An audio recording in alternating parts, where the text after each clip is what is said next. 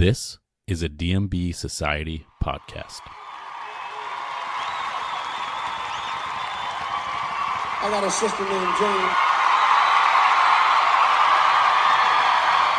And this is the pod that Jane likes.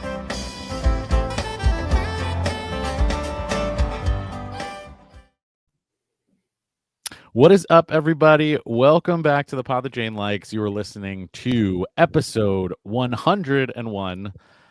This is Matt, as always. And before I welcome in everyone, I want to let you know that if this is your first time listening, welcome. We are the pod that Jane likes, and we like to discuss everything going on in the world of DMB. And if you aren't already, please go ahead and follow us on all of our social media platforms. You can search for Pod that Jane Likes on Instagram, Facebook, TikTok, and now YouTube. All of our episodes moving forward are going to be on YouTube.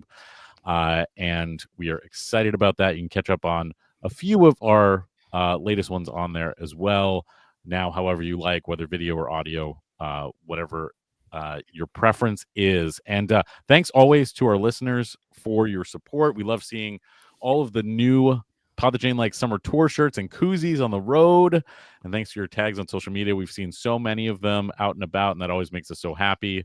And also, if you like what you hear, thanks for rating, subscribing, writing a review, all the things. Well, guys, we are in it now. We're 5 shows into the summer of 2025, and there's certainly a lot to talk about. Jeanette, Trisha, Sean, is everybody ready to get into it? Yes, we made it. We're finally here at summer tour. We are here. So what we want to do is we want to talk about some of the shows, and we're going to bring back a fan favorite segment as well for our jam today. So stick around because that is going to be a fun topic. And I think before we dive in the opener, with chilly temps all around the Northeast and Midwest, everyone go throw on your best Dave Matthews jacket and scarf as we head into our opening segment that we like to call the opener. Okay, so we've got 5 shows, guys. We were at 3 of them. 3 of the 5 we had pod presence at, and things began in Bethel last week. Bethel, New York, home of Woodstock. Jeanette, you, Trisha, and Sean were there. What was the vibe going into Bethel? Cold. The vibe was cold. I mean, it Indeed. would rain a little bit. The sun would come out. It would be gorgeous. It would still be a little chilly, but I mean, we were cold to the bone. We were definitely probably in the 40s. It felt right, guys. Right. Right. It wasn't hoodie weather. It was winter hat weather. Yeah. Yes. It was jacket and a dealt with scarf rain jacket. a couple times during tailgating, and Yep. Mm-hmm. it was. But yeah, but the vibe was exciting. I mean, everybody was really, really excited for the first show of the tour. We made some friends while tailgating, and the vibe was the same. Everybody was just super excited to get the tour running.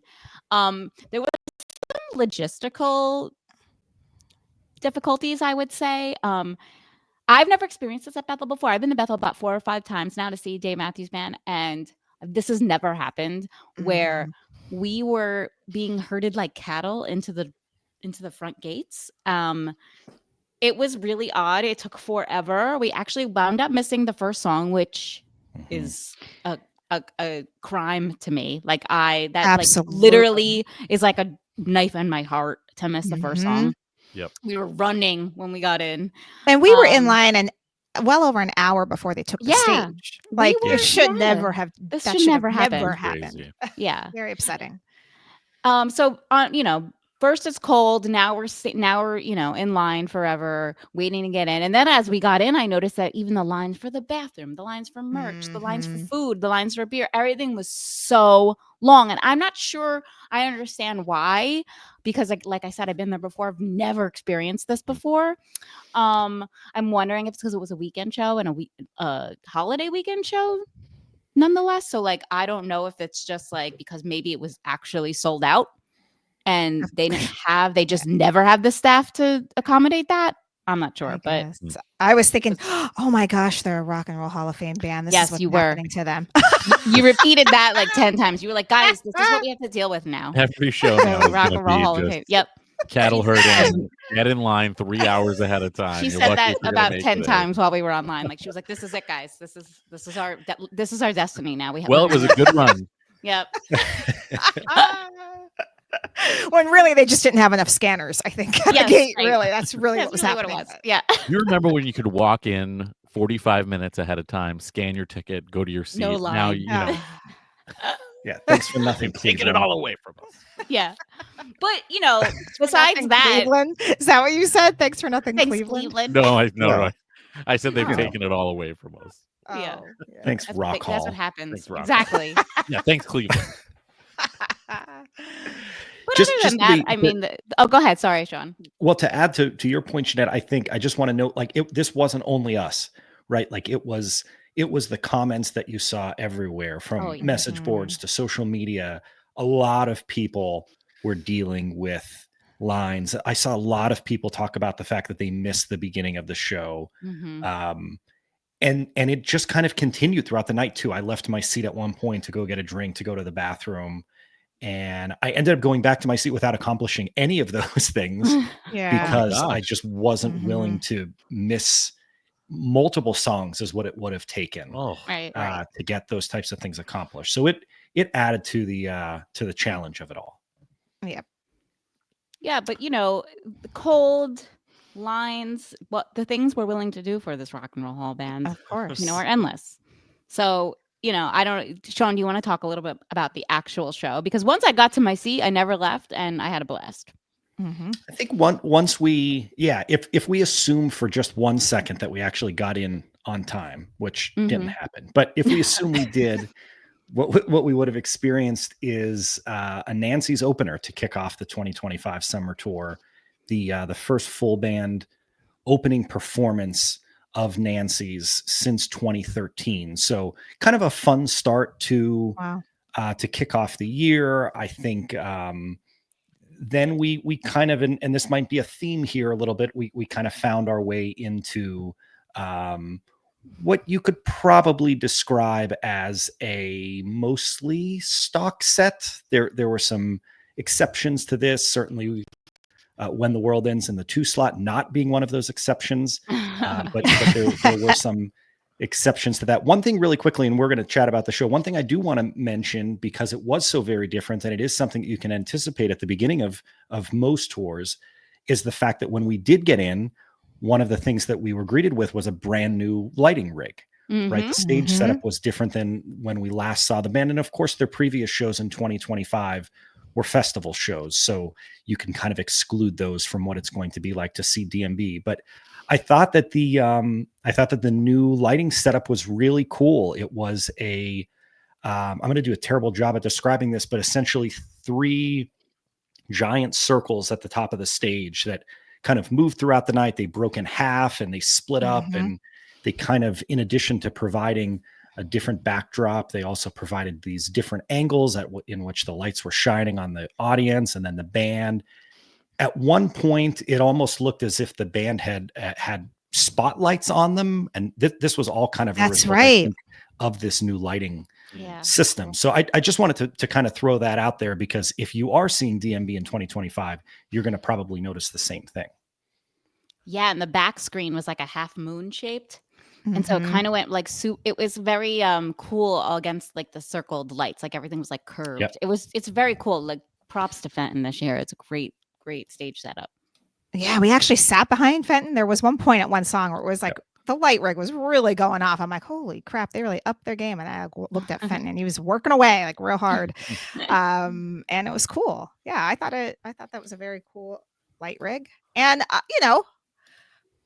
missing Dancing Nancy's was getting upsetting. I remember running around, and then they started with When the World Ends. I'm like, all right, I can calm down. Yeah, that's how. Yep. Exactly. I was like, all right, I'll make it, because I didn't get to my seat until like the end of When the World Ends. So right.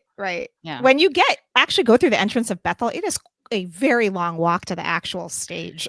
So Yeah. right, so like that was like the whole other piece of it. But it was great. I'm glad I was in my seat for a walk around the moon, and you never know. I loved that back-to-back combo. That was Really good, really fun. Yeah, and I think I'm glad you pointed that out because you never know. I think you could look at this set on paper and a lot of it looks like what we've seen in recent DMB performances, whether it be earlier this year or going into rewinding the clock a little bit to last year. But I think you never know is kind of the really notable one to point out, not because it's one of DMB's best songs, but because there are an awful lot of people that chase you never know. I was certainly in that boat for a while. I think all of us were probably in that boat for a period of time. And you never know is a song that in back-to-back years got a grand total over the entire calendar year of 8 performances. And here we have 3 quick performances to kick off 2025. So you could kind of look at this set and you can break it down in a million ways. But I think one thing that no matter how you break the set down, one thing that always kind of rises to the top, at least for me, is appreciation that you never know is a thing. It's a possibility. It's out there and could happen. At least right now, just about any time you go to see DMB, it's a real possibility.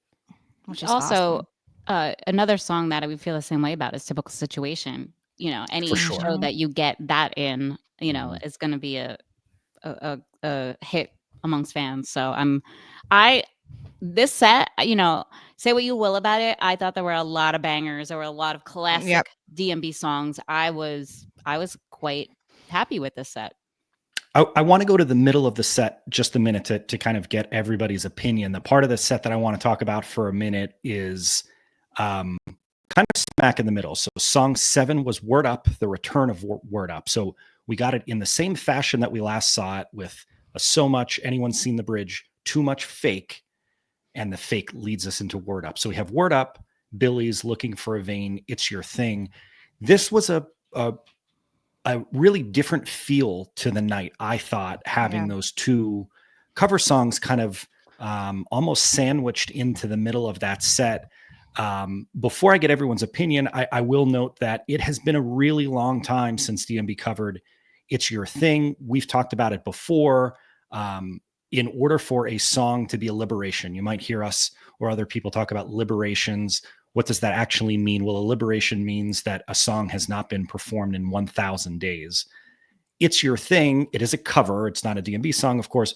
It just missed getting that liberation status 980 days since its last performance. So it just missed becoming the first liberation of the calendar year. But I thought that this was a really interesting part of the set list. I think one thing that I've noticed, and we've been to a bunch of these shows, there's a big crowd pop for Word Up, and that was the case in Bethel again. For sure.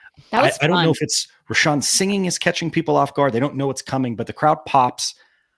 Well, there's also crowd participation because there's crowd participation, both singing and like it just hands in the air. And everybody's participating. It's just like it's fun. It's fun. I mean, it's here to stay. It seems like we've heard it quite a few times now. But you know, so I don't ask me that question at the end of the tour, and I don't know how I'll feel about it. But as of now, I think it's really fun. The question I do want to ask now is, in comparison to Word Up, how did everyone feel about the reaction to It's Your Thing? I think it should go back into the liberation category. Back into the vault. Maybe we'll see it back in another 980 days. I mean, here's the thing. I think Buddy has a great voice and he sounds great on it. I just think it wasn't that cool. I don't know. I just kind of it's unnecessary. Yeah. That is exactly what I think I texted you guys about it. It feels like it's like 3 minutes and it's like the song doesn't like take off. Like it'd be one thing if like they were really jamming out, but it's like it's 3 minutes of like the same thing. You want to hear Buddy sing? Bring back. Listen to After Everything. Go to After Everything. No. After Everything. No. I was gonna say bring back Tell Me Something Good by Rufus. Sure. Oh yeah, good call. Like that. I want to hear Buddy. You want to hear Buddy sing? Like he nails that song. Like it's just unnecessary. It's just like it just stays here. It just stays on one level. It doesn't go anywhere. You know. So it's definitely no Word Up. That's for sure. Yeah, and here in this particular set, we had those 2 songs happening really close to one another in the set. Right. So I think you get over one of the covers. You roll into Billy's, which is fun. You roll into Looking for a Vein, which on most nights is the shortest performance of the whole night. And then boom, another cover.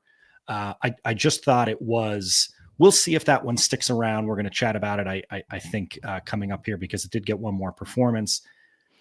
But I just thought that the placement maybe didn't give it the most fair shot because Very of where true. it was Yeah. placed into that set. Good point. Well, speaking of people doing their thing, Dave is doing his thing. And I just wanted to make some time for this because this did happen at Bethel. But we know since November 2023, Dave has been sharing his thoughts and raising awareness of what is happening in the Middle East. And so speeches are nothing new here. Dave has been giving speeches, but Bethel was different. Dave came out for the encore, walked up to the mic without a guitar, just held his tea like he meant business. And he did. Roll the clip. We're going to roll it for you.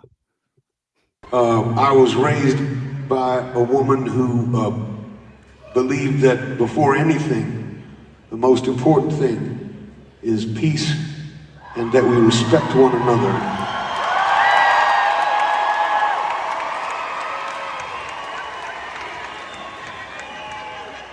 And I don't like the idea of people being woken up in the middle of the night by armed people and lives being changed and people being taken hostages. And I mean, it's a terrible, what a terrible thing that is. I don't like people getting murdered in the streets, you know. I also don't like bombs raining down on babies. I just can't fathom it. I think it's just terrible. I think we have lost our way if we find it in our hearts to justify starving children to make ourselves safer. I think we are fucking crazy. We've just got to stop. We've just got to stop making money out of war. We've got to stop killing each other. And we've got to realize that we, all of us, everyone, we are all in it together. That's it. There is no other way out. There is no survival. There's no killing our way out of this. It's bullshit. War is not the answer. Starving children is not the answer. Bombing people is not the answer. Shooting people in is not the answer. Let's tell our leaders what we tell our children. Use your words.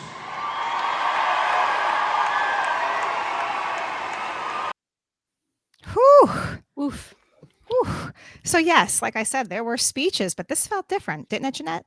Yes, I feel we were scolded. Yes, we were lectured. Yep. But no, I mean, Dave walked up to the microphone. It cut off a little bit there, but Dave walked up to the microphone and said, "There seems to have been a misunderstanding." And I So think let me, so let me explain myself because you know that he has been under attack about these speeches that he's made, and this isn't something new though, guys. Like this has been going on since the beginning of Dave Matthews Band. You know, he's always spoken out against anytime there's been a war, anytime there's been any sort of any sort of anything. any Any sort of conflict. humanitarian Yeah. thing. Right. He's come out and said something, and so this isn't new.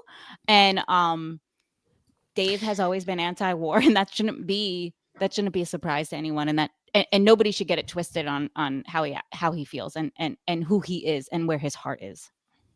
Yeah. And we usually don't talk about these things on the pod that Jane likes, but we do want to make a little space for it because while he has done this for a long time, he wrote Peace on Earth recently. He's playing it.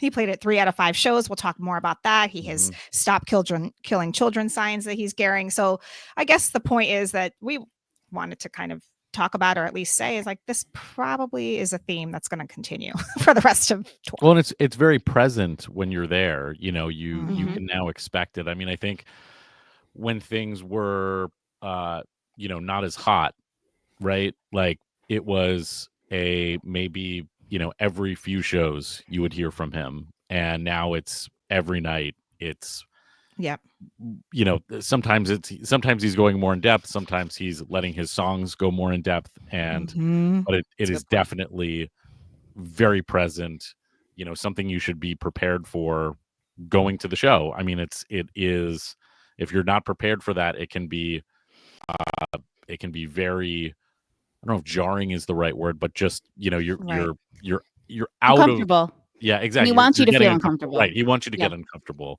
and he's pulling you right back he does say, there have been a couple shows that we've been to where he has said, it's great that in a world as crazy as ours, we can come here and we can enjoy music together as brothers and sisters, or similar to that.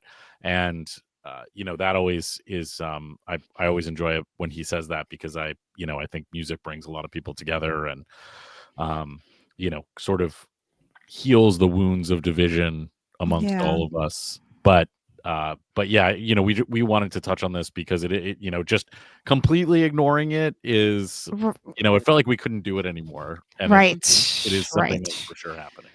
Right. And you have Dave up there having the courage to speak. And so, you're right. We couldn't avoid it anymore after that speech. Sometimes Dave, like you said, is like really loving, and he's talking about love and joy and bringing us together. And sometimes he's like, he's going to lecture you. So he did. And then he shipped up to Boston, and Boston Calling was the next day. And our very own Matt was on location. Yep. First, as I told you guys, I was so pumped. This was the first DMB show in Boston proper since 2018 at the TD Garden. And I got to say, this is my first time going to Boston Calling, and it definitely won't be my last. I thoroughly enjoyed myself, and I didn't see music at any stage but the main stage. I was enjoying myself so much. I was going to go explore, but I ended up not exploring. They really did the festival right. I know they had some overcrowding issues last year because I know you guys went to Bourbon and Beyond, and I think they did this where they have two stages right next to each other, and so they're somebody's playing and then somebody else is playing, and so they're setting up the stages. So that caused a lot of issues last year. They did away with that, and it was surprisingly spacious throughout. I was really happy about it. The food was good, the drink was good, the other festival stuff, like all the free samples and like all that stuff was very prevalent, so that was a lot of fun. And it was a little bit chilly still, but really enjoyed myself. Got to see Vampire Weekend for the first time, which I was really excited about. They were fantastic. Sublime I got to see for the first time. They were also really good. And then I think you probably saw this on social media, but I think the star of Boston Calling was the screens. The screens at Boston Calling, I think, were the highest resolution, humongous screen that I've ever seen at a show. Wow.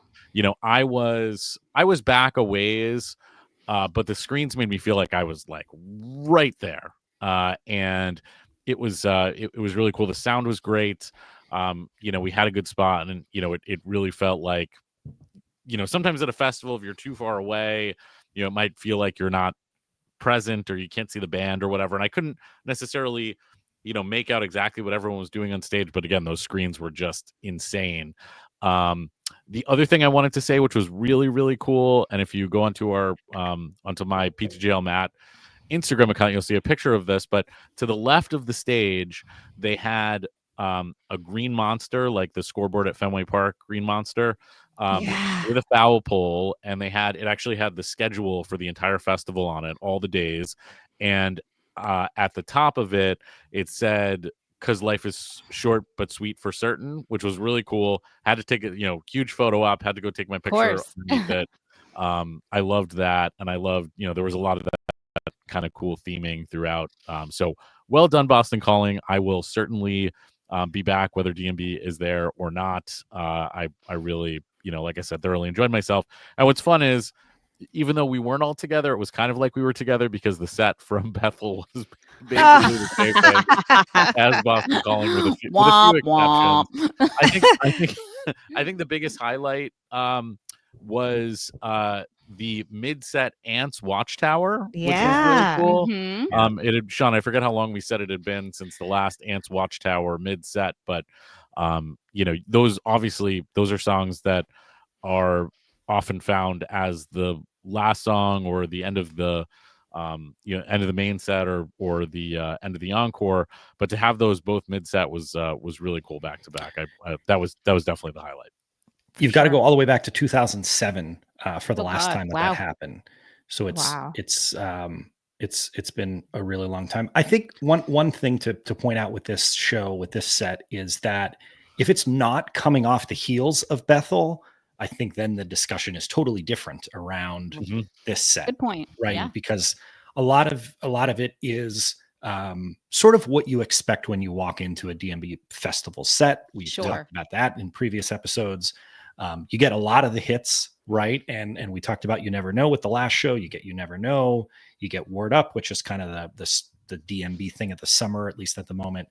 So I think that if this wasn't right after Bethel, I think it's a different narrative. If you did both of those shows back to back, you probably have your thoughts and opinions on 12 of the 15 songs being the same as the previous night. But I just point that out because you could look at something in a vacuum. You could look at just this show. You could look at it in the grand scheme of things as the summer tour as a whole. And I think you have two very different perspectives when you look at those two different ways. Right.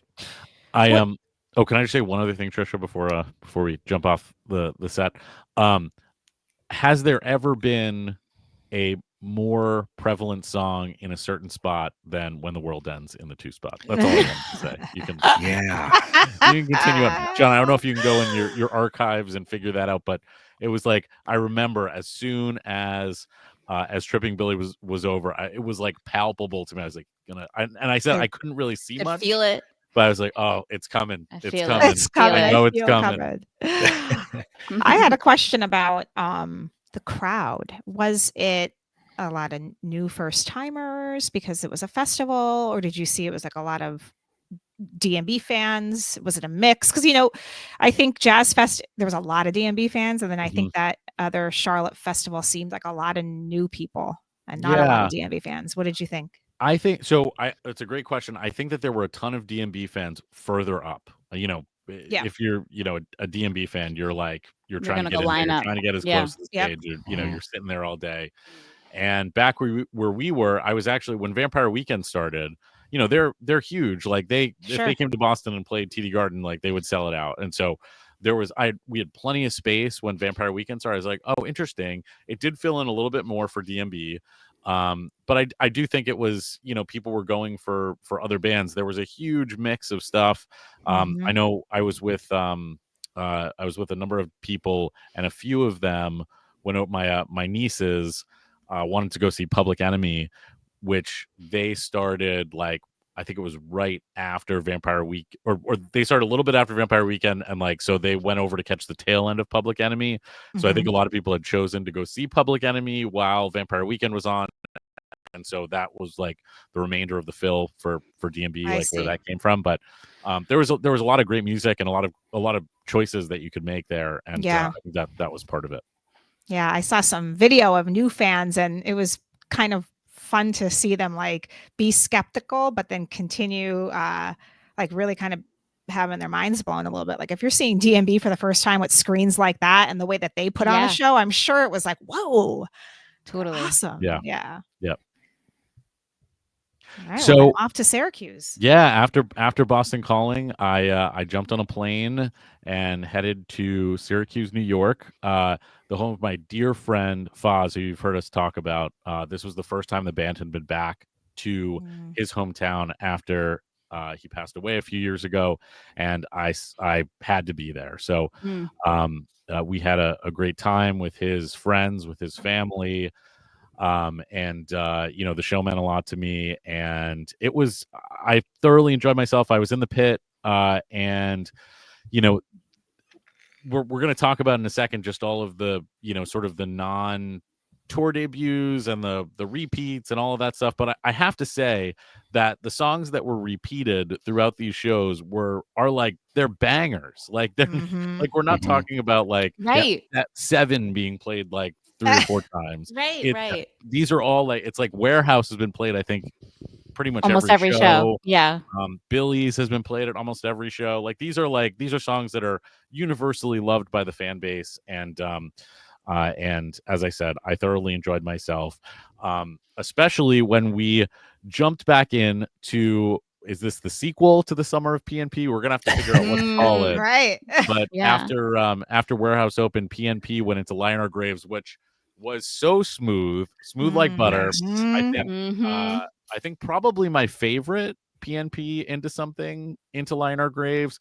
Just the way the song way PNP finishes and Liner Graves starts, it was great. We got no reprised, and I was really hoping for the reprise in the encore, but we did not get it. A couple of other highlights for me throughout this show.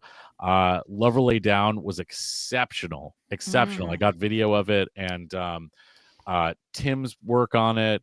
As I said to you guys, Tim's like playing like this like John Mayer sob rock / like late 80s, early 90s arena rock like tone on his guitar. It was really, really good. And then we got a granny closer, which was really interesting. Gray Street got cut from the set, and so they ended on Granny, which was kind of interesting because it was a 3-song encore. And so, Granny closing things out was really, it was great. Everyone was singing their face off. Like, it was so much fun. And I love that Granny is there to close shows. I think we got it again, which we'll talk about later this week. And then, a 3-song encore of Peace on Earth, Old Dirt Hill. Say what you will about Old Dirt Hill and say what you will about Shake Me Like a Monkey, but I really I enjoyed all of those songs for some crazy reason. Oh, look at that. Do you think you enjoyed it because you were that. there and things were vibing? Would you be saying that on paper if you saw it? Yeah, I mean, I guess I don't know. Like, there was something about Shake Me Like a Monkey that like really got me. Like, I didn't hate it. I will also say big props to the Syracuse venue. What a gorgeous venue it is. The sunset there is like otherworldly. Wow. It was a little cloudy throughout the day as we were tailgating, but the clouds left, and the sunset was like absolutely spectacular. What song are we talking when the sun was going down? So I went for a walk during Crash, which was song 7, and it was right around that time, like between Crash and like Word Up was probably where it was at its best. And it's right on the lake there, and it was awesome. A couple of interesting notes about the encore I just wanted to touch on quickly. First, I thought it was interesting that it was a planned 3-song encore. When we saw the set list afterwards, there were actually 3 songs on it, so it was a planned encore. But Old Dirt Hill is super, super rare in an encore. And it's an interesting, really quick story about Old Dirt Hill, because while this particular performance was the first encore performance at a full band show since 2005, it's easy to forget that in 2005, when the song debuted, most shows in which Old Dirt Hill was played, it took place in the encore. It was the spot to see Old Dirt Hill in 2005. The majority of the performances found their way into the encore. After 2005, it has almost never happened. It's only happened 4 times since 2005, and it has not happened at a full band show in many, many years. Those other performances that took place in the meantime were Dave and Tim shows. So a really unique encore, but also a super, super unique and rare placement for Old Dirt Hill there. Kind of a hat tip to the way that things were when that song debuted back in 2005. Awesome. Pretty cool. When Shake Me started, I just started giggling. I don't know why, but I think we got a break from it, and then it came back. I giggled happy. Yeah. It was like fun. It is fun. I'm curious, Matt, what was so the band leaves, they come back. Yep. And for most people, unless you followed the Dave solo show from afar or listen to Pod That Jane Likes, they were playing a song to start the encore that nobody had ever heard before in Peace on Earth. What was the vibe like for that? Was the audience into it? Were they following along? What was the vibe afterwards? Well, really interesting, Sean, that you say that, because I think that my biggest takeaway, yes, nobody had heard this except unless you had been in Houston for the solo show. There was some clapping. So like, like the like everybody's I don't clapping. like I'm like, that. I was kind of like looking around, like I don't like that. I'm not a huge fan of I'm like not a a clapper. group Yeah. clap because somebody's always off and So that you know. right. Somebody's always ruining it for the team. And And I like don't like the that. sound is like delayed by like a millisecond, so like the people in the Exactly. back are not as like so. It's just stop clapping, people. Just stop it. Yeah, I think that was the biggest takeaway. I actually I didn't love the song in Houston. I liked the song a little bit more seeing it Yeah. live. Um, I'll be curious to see what you guys think when you when you see it live. I thought this felt more polished Mm. than the performance that we got in Houston, and maybe that's because it was a solo performance. Maybe it was because it was the first time ever. I know that it wasn't all that much different, but this just felt like it was a little bit more put together. Mhm.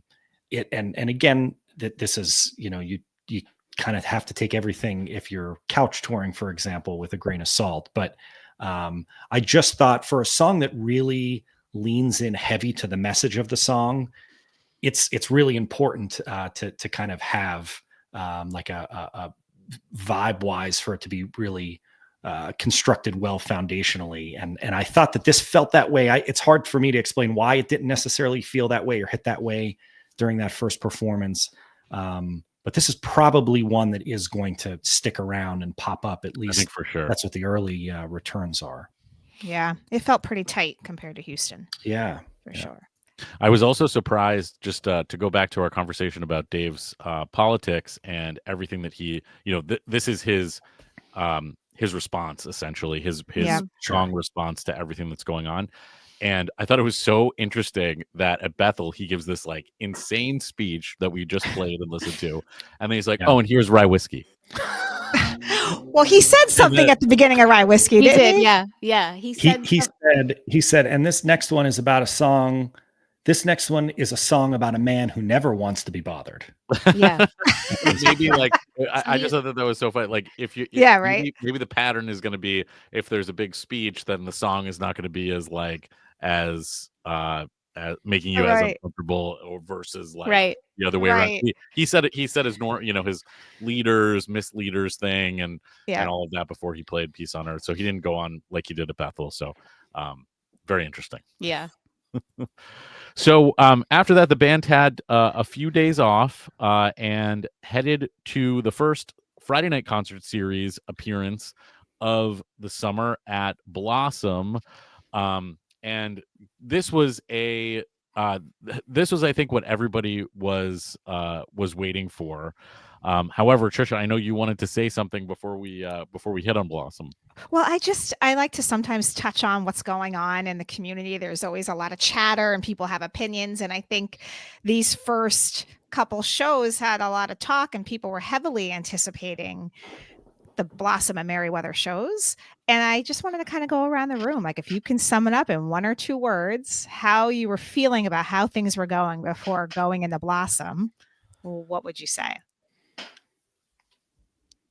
Sean, I'll kick it to you. I was one or two words. That's the challenging part here. I think I was very anxious to see what that first weekend looked like. That I shouldn't say first weekend, but the next weekend, the weekend that we're about to get into. I was really curious to see how those shows would compare to the ones that we already had. And coming off of the Syracuse show, that Syracuse show felt like there was a lot of momentum being built in that show. And I was really curious to see how that was going to translate into the weekend that we're about to touch on. Yeah. Jeanette?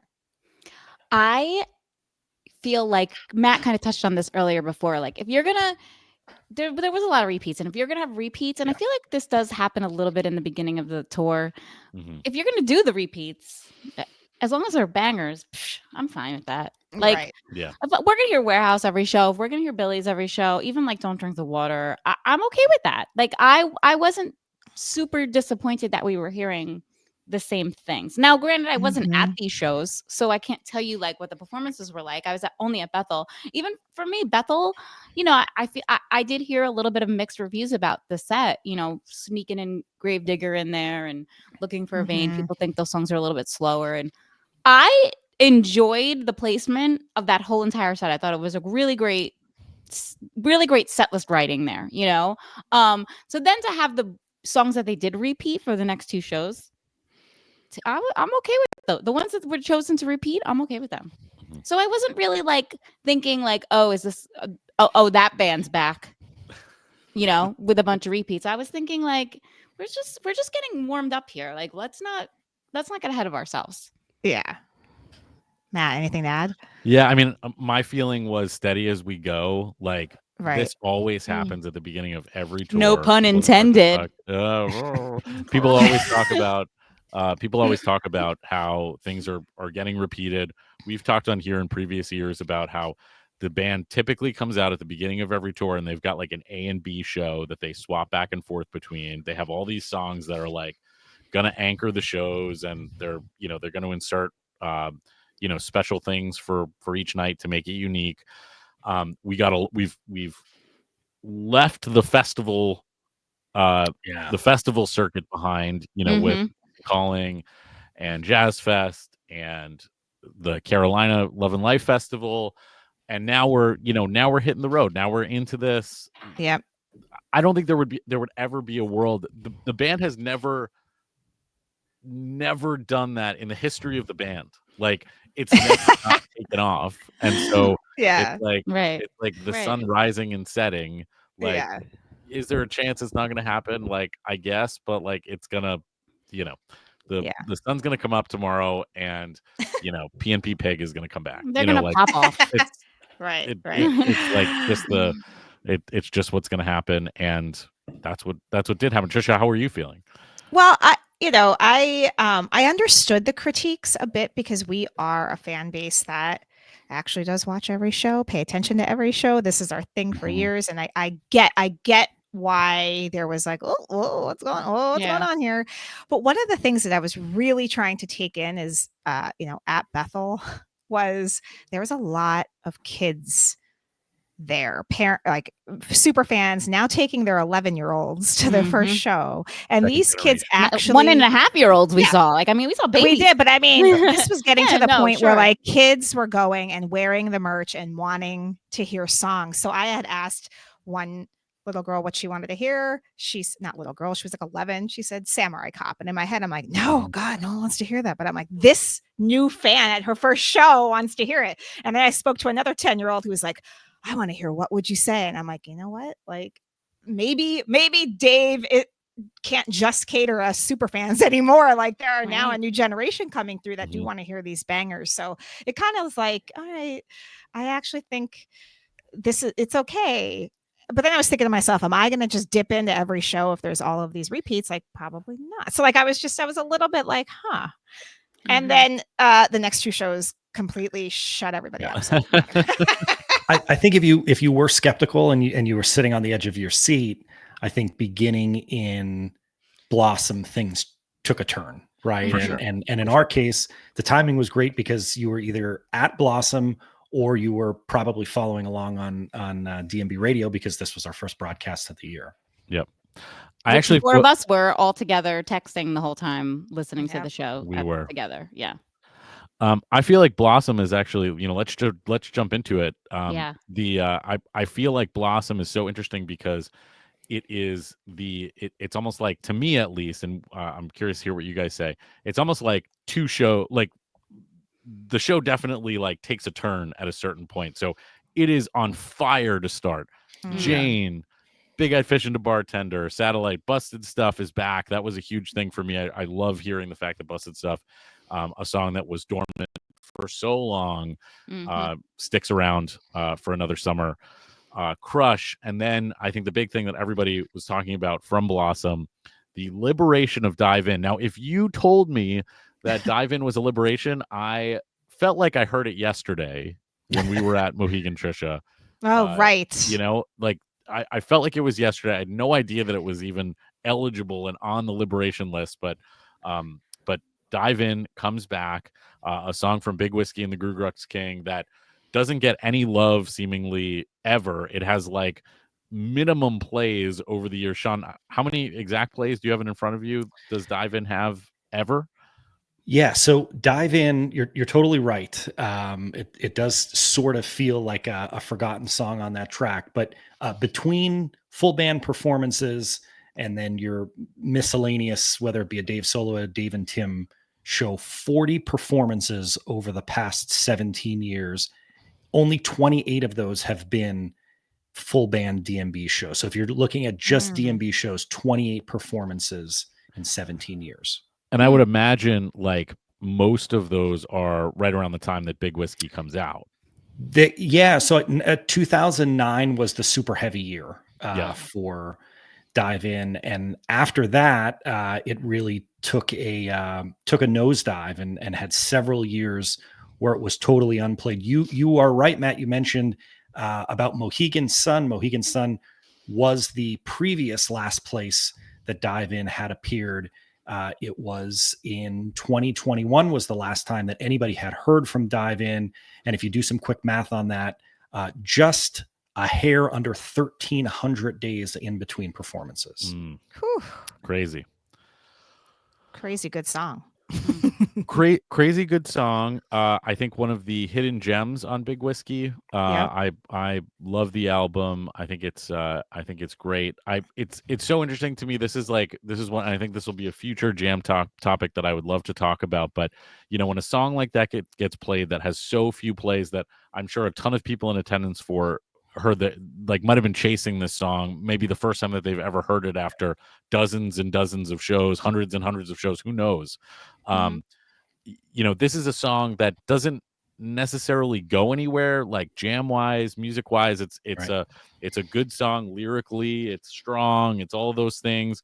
But are people chasing that song because they just want to add it to their to their DMB Hub app, Big or Whiskey? Yeah. right, or is it that they really do love the song? And Right. I think Yeah. there's a lot of those songs where it's like, do you like it because it's rare, or do you like it because you like it? And I think I think that's certainly something that we should talk about at some point, because I think there's a lot of songs that fall into different categories. Like we've talked about Halloween before in our Right. song debate, and like a lot of people, I know we were split on Halloween, and that's one of those songs I think that falls into that category. I loved what they did with this song in terms of how they followed it up. It was a lot of fun to have this be the debut, the liberation. I think that both whether you were on the couch or in person, the people that were chasing this song, or the people that weren't chasing this song, that were just happy that it was back, there was kind of an eruption when Dive In started. Then, as Matt mentioned, it's not a song that really goes anywhere. It's kind of short, to the point. You know what it's about, and then you move on. But I loved what they did at the completion of this, because it kind of rolled right in to Carter having his say goodbye intro, which was just a really fun moment of the show. It's that moment where for a split second, you're not sure if it's say goodbye. Is this going to go into something else? I just really love the placement of say goodbye post Dive In. Ugh, I'm just sitting here like, what do you mean it doesn't go anywhere? I just want to like debate you right now, because I think not One to speak for day. Matt. He's just saying it's not really a jam vehicle, right? No, Like, it's you'll and wake it's 4 minutes. it doesn't in mean a that it's not a good song. I don't Oh think my gosh, you're- I don't on want to its speak for you, way Matt, to but I think that's what you're trying to getting say, better. right? I think this And version that if Trish is singing so, now is longer than the one that they played it. can you tell me Oh my god. how? And then Tim just it's so good. I don't know, that part's so good. Anyway, everybody loves this podcast because we debate, and I wasn't gonna let the two of you say this song doesn't go anywhere when I'm like I love all the in my song. I feels. just don't think it doesn't go anywhere. Anyways, it's not about we're not Anyway. loving it. It's about how different is it from one performance to the next, because it's Sure. a pretty 'Cause it's straightforward the same song. Right. Yeah. I just love the fact that we're 9 songs in and we're still getting tour debuts, right? Like we're like it's tour debut. I just Incredible like start. yeah. Really. And then okay, fine. Watchtower comes back, but then after Watchtower, we still get another 5 tour debuts. Yep. So I mean, ultimately, this whole show was songs that we haven't heard yet in 2025, and this is what we're asking for. Right. This is what we Yep. this is perfect show for the Friday night concert series, the first Yep. Friday night concert series of the year, and just even if it's songs that you're not necessarily like wanting to hear, Yep. I'm all for it if we haven't heard it yet. Right. Right. Yeah. And I think I said this show feels almost like it's cut in half. I think Watchtower sort of splits it, and I think that Mhm. I think the first, as I said, the first 8 songs are incredible. It's an incredible Mhm. run. I think the Yeah. the back half is not as strong as the front half.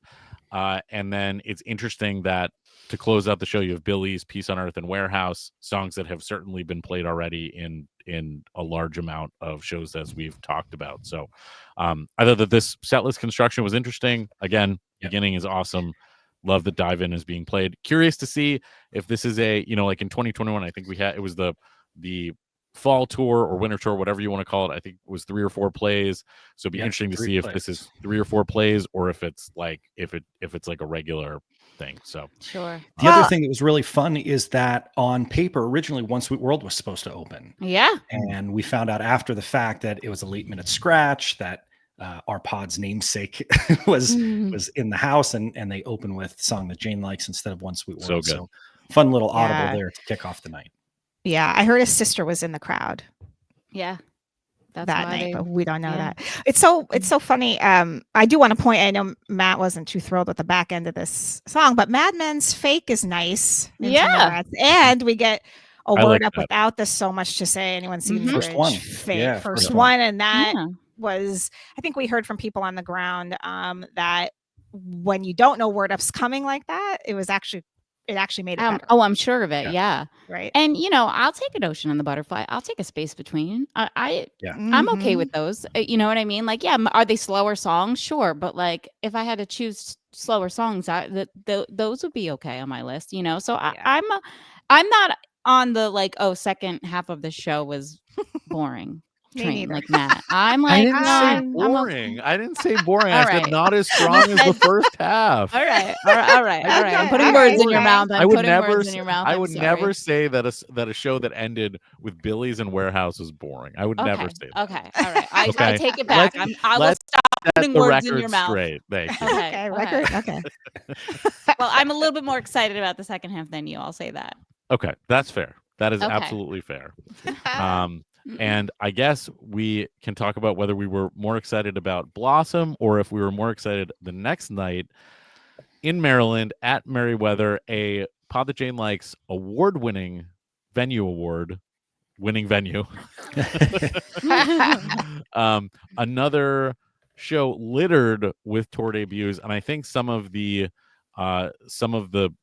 most favorite songs of ours and of just the fan base in general. Songs like "So Right" opening, "Stone," "Pig," 41, all make their debuts for 2025.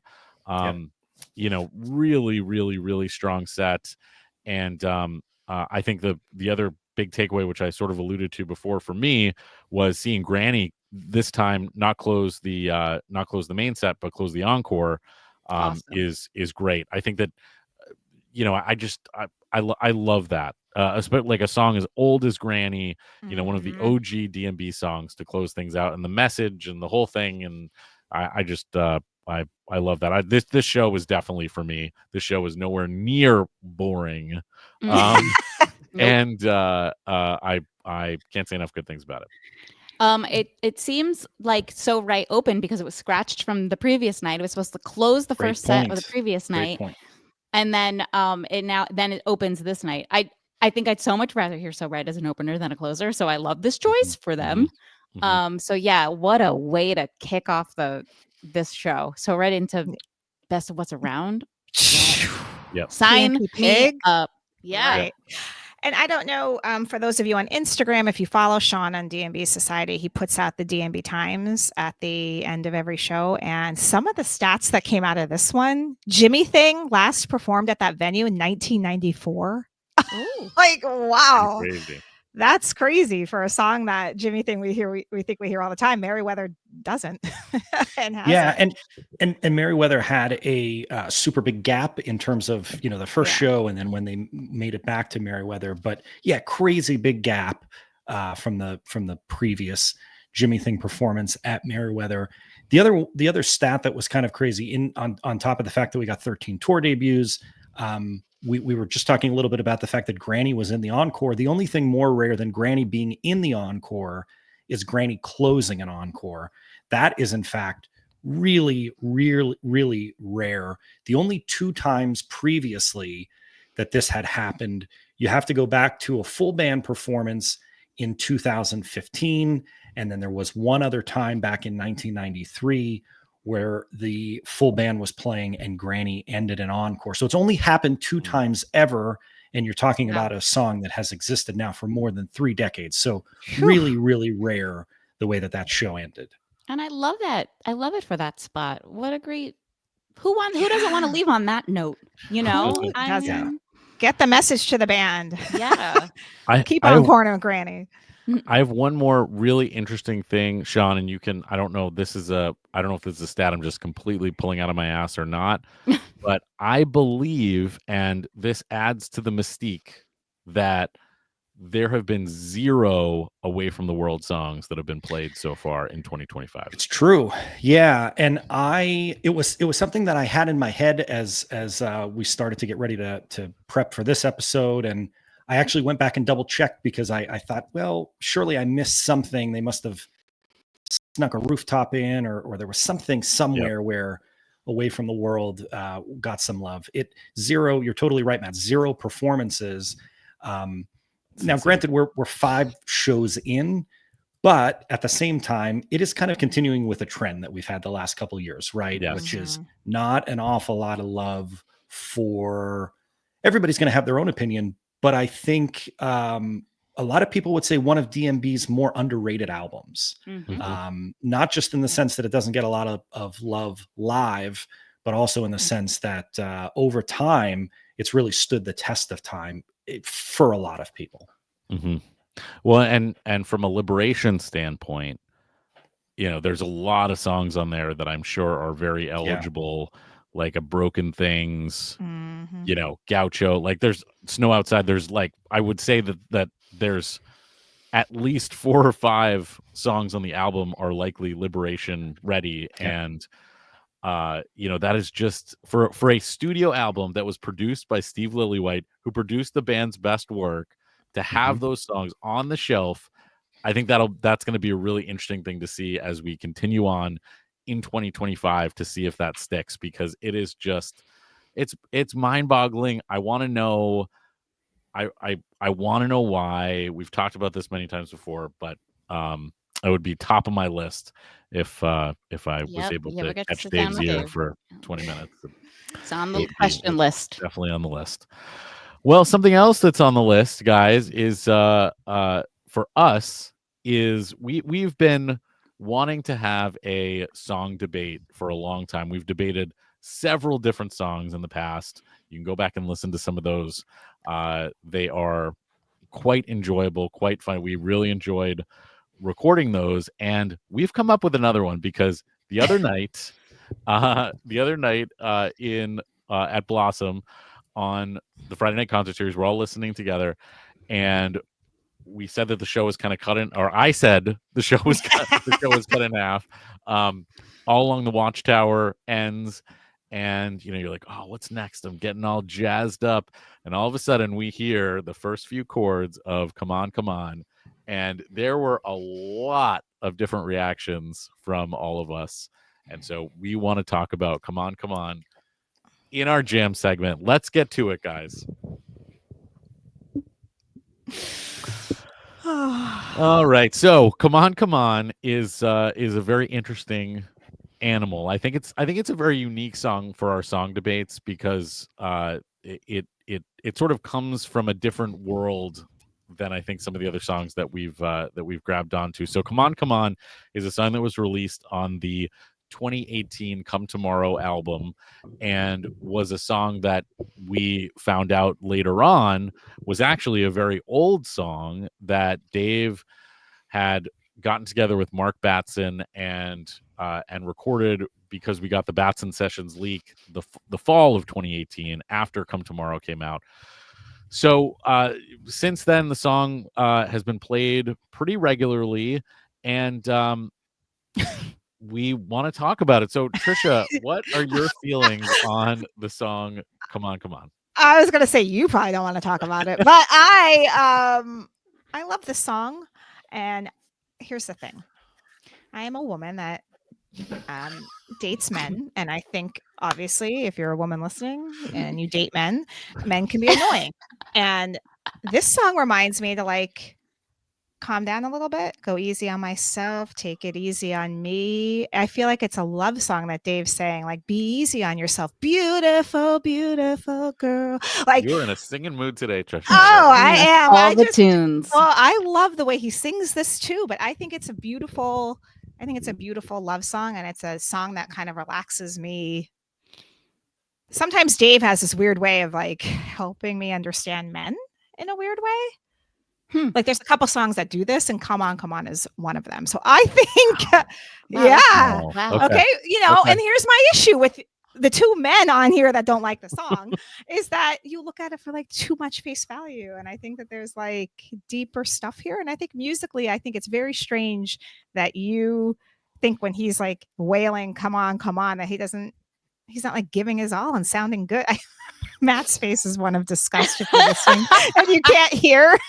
If you're watching on YouTube, you can see his face of disgust. But in this, I just wanna love you. I mean, it's so.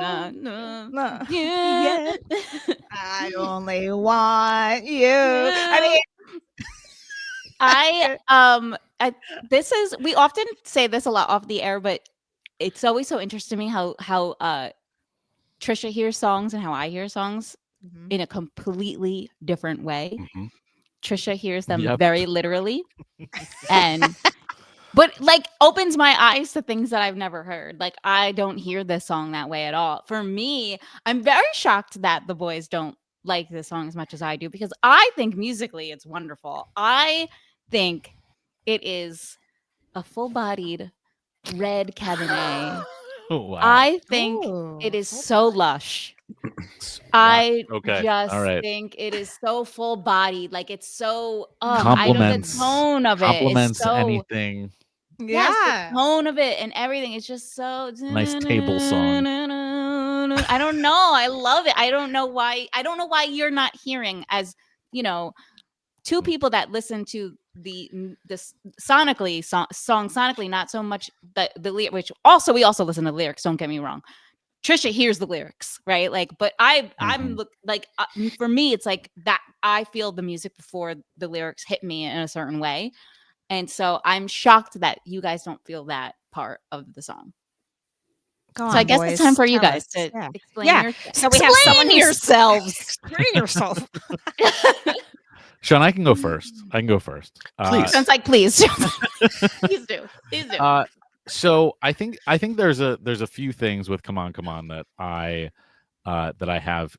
take issue with, and he takes issue with. That I take issue with. I think the first one, and this is not fair to Come On, but it always comes in a time during a show where I want to hear any number of other songs on the natural Finnish guitar that Dave brings out to play this on. It's the what is it, raised B tuning, I think it's played in. It's the same guitar as You Never Know, Lying in the Hands of God, a few other songs like that. So that is not Come On's fault. That's fair, but that's not his fault, right? It's not his fault. He can, it's not his fault. He can, just be as he will. He can't help what guitar he's playing on, I think the biggest thing for me is all of the lyrics feel like they're fumbled in some way. Specifically, the bridge. The bridge is the number of times that Dave says the word great in the bridge he does say great a lot. You're right. Is like it's 3 too many. I think he says it 4 times in the bridge, and the bridge is pretty short, and he just keeps repeating great. But it's not about what he's saying. It's about how he's saying it. It's about how he's singing it. I don't even know what he's trying to tell me. Why don't you read the lyrics? I do. It doesn't even matter though. It sounds so good. Are you saying when he's like, "Oh, this great, it's a great.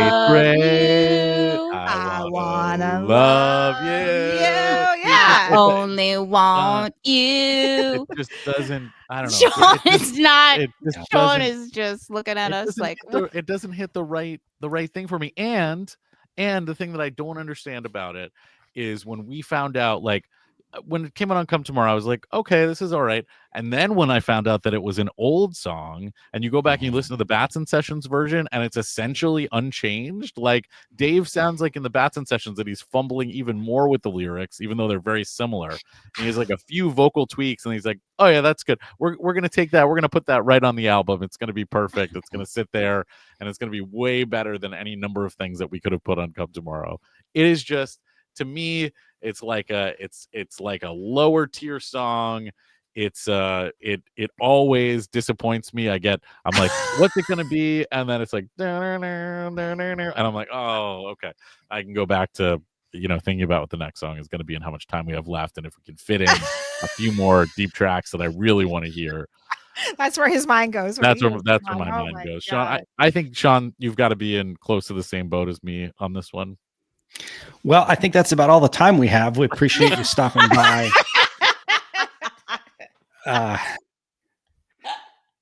Yeah, I think that Come On has its place, and I think its place is really unique for me in the sense that there are very few songs in the DMB catalog, in a sprawling catalog that is really large. There are very few songs that if I'm going to sit down and listen to it, I prefer to listen to the studio version of it. And for whatever reason, that group is very tiny. And I think that this song kind of fits in that group, right? Like it's my gosh. Only a couple of friends, and it hangs out in that group. And it's a song that I don't know. I think it can sometimes have a hard time finding its way in a live setting. I think that Matt is right. It does suffer from some things that are out of its control. We talked about this with the little red guitar, right? Like when the little red guitar comes out, people have ideas about what it could be. Same thing with this particular guitar, where there's lots of really great, well-received songs that could come out of it. Come On is another one of those possibilities. And I just think that it is lyrically, it's interesting that it came from the Batson Sessions, because one would think that a song that was put together a decade or more before it actually got released would have had some refinements. Lyrically, the song would have been built up a little bit differently. If you've gone and listened to the Batson Sessions, you know that that's not the case. And that sounds the same. Yep. Yeah, I think there are songs that move the needle and songs that don't move the needle. And but isn't that okay? Like, all the songs have to move the needle? They don't all have to move the needle. No, I totally agree with you. This is just a weird one for me in the sense that in almost every instance, I love knowing and experiencing what DMB does when they take a song into a live setting, because that's who they are, right? Yeah. Like they make it their own. It fills whatever room, whatever amphitheater they're in. This song, there's a couple DMB songs that I just, if you put headphones on me and you say you have to listen to this, I'd rather listen to the studio version. And okay, all right, it's basically you don't want to hear it at a live show, is what. And it just takes up the space in the live show. Like 2022, like 2018, I understand it's on Come Tomorrow, it gets played 25 times, and then in 2022 it gets played 19 times. 2022, yeah, like that is a huge amount. That should be reserved for Warehouse, Typical Situation, Tripping Billies. Like, I don't disagree with that. But like, again, that's not the song's fault. Like, if we're just talking about the song as a song and not how many times it's been played, I think we're having a different conversation. All right, let's read the lyrics. Let's read the lyrics. Oh, I would love to. Let's sing them, actually. No, I just am laughing at the way we're done singing. I think we're done singing. Okay, but I think I'm laughing at like Sean saying in the most diplomatic way. Oh my God, I'm renaming Sean the diplomat, because that was the most diplomatic answer I've ever heard in my life. Because a diplomatic way of saying there's Come On belongs somewhere, and it's never to be it's never out in the world. That's what he said. let me add this to kind of what Jeanette's point just was. I do think that when we are talking about our personal opinions on songs, how they fit and what they do during a live show is most of the time what I'm basing that off of. So how it fits into a particular show. I know that on the surface, you may not want to look at Come On, Come On and immediately judge it to what else could be played.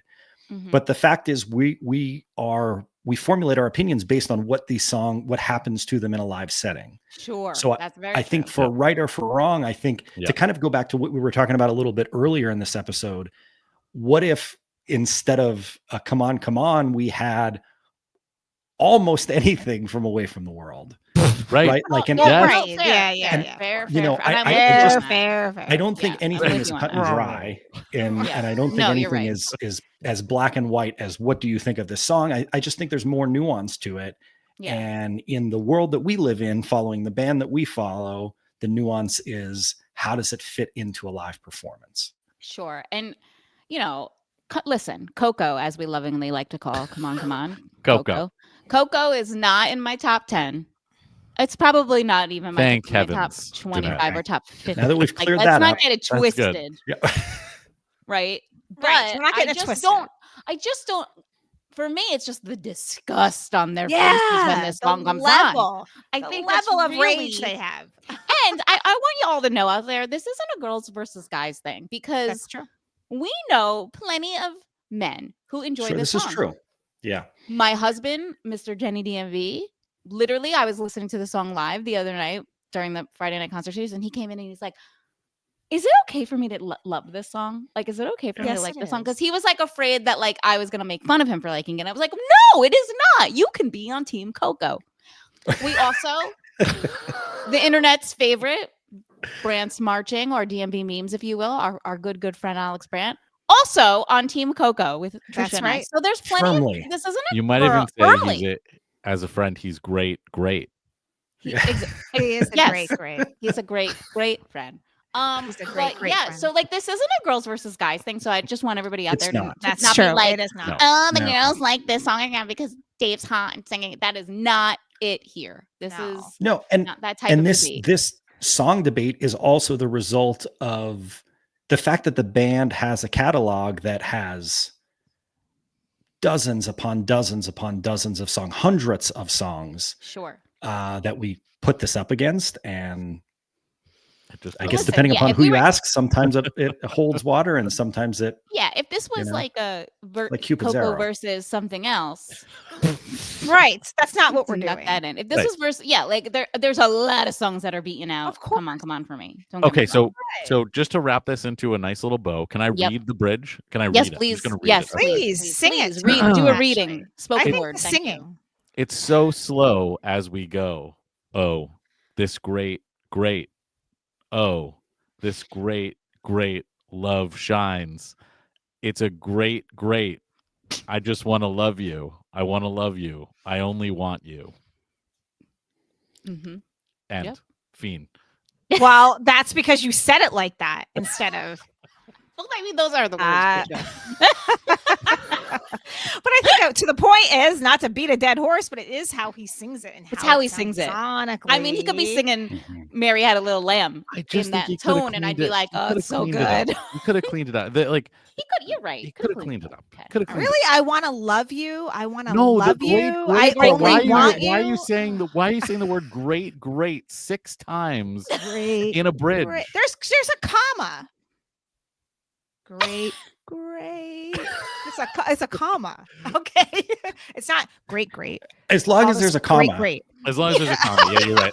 we're in the clear. No, you guys are It's a right. pause. You guys are right. But I think what's interesting about this Right, debate right. is some people look at songs and you're thinking about where it's constructed in a set.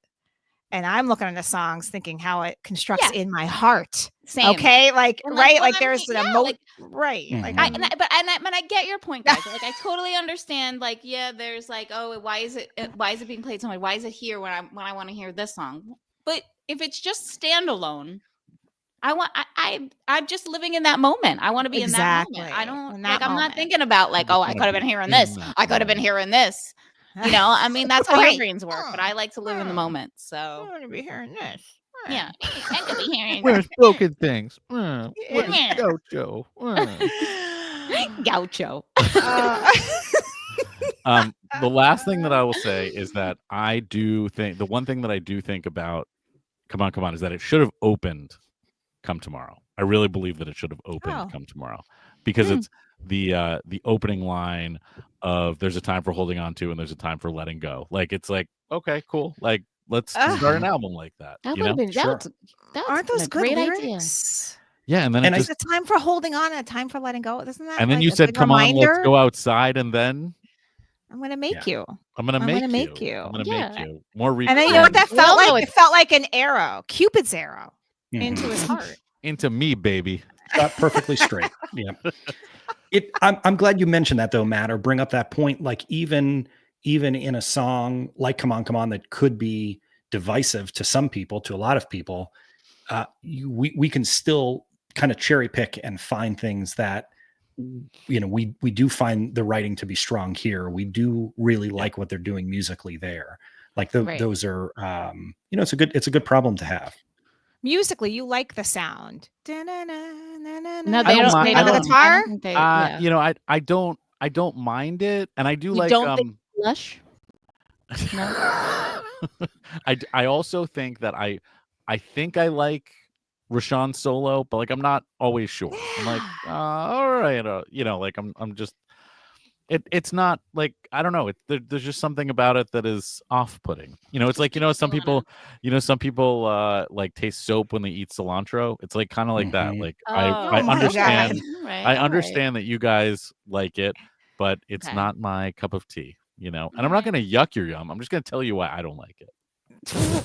I don't know. I feel like I my don't yum know. is You're yapped pretty every time this comes on. right. Like we've stood with you at shows when this song has come on, both of you, and you're like, and we're Do we- like, Soap in my mouth again. Do we have time for Matt to read the lyrics again?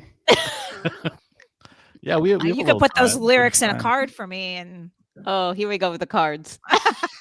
I'd be very happy. Trisha's to card. We receive should that. make If a only series somebody of from t-shirts. Hallmark listened to Pod the Jane Yeah. likes. Seriously. Trisha has All the 1,000,001 ideas. There's just so many. This song is all about like the repeating of lyrics. Like I was telling you how many times "great" is said. It's like come on" is said like a zillion times, and like at Well. the beginning, I'm gonna make you. It's there's just a lot of repeating, and like could have been cleaned up. That's my final take. Final take. My final take is everybody to just pause and reach into your heart for a minute. Mhm. And pull Everybody out Cupid's arrow because it's Yeah. stuck in there. Go put your headphones on. Go give a listen to this song, and then let us know on social media how you feel about Coco. Yes. Are you So team we're gonna Coco? make a post. Yeah. Team Coco, Yeah. not Team Coco. Yeah. Right. Well, that was fun, guys. We talked about That was fun. coming to a Hallmark near you soon. The Trish DMB 23 card line with all of the appropriate lyrics in and around those cards. So I look would for so those. buy that.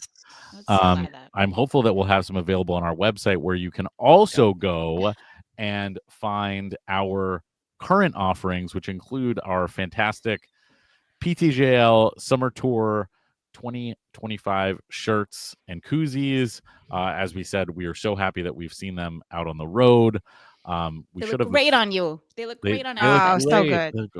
They make you all Great, look so great. good. They make you look You great. look great. Great. You look It great. makes- Great. You look great. Great. You look great. Great. And we will have a couple of more merch drops, I think, this summer, guys. Right? We're working on a few things. Works. And I think we'll probably end up migrating a few older designs over to our new merch platform. So look for that coming soon.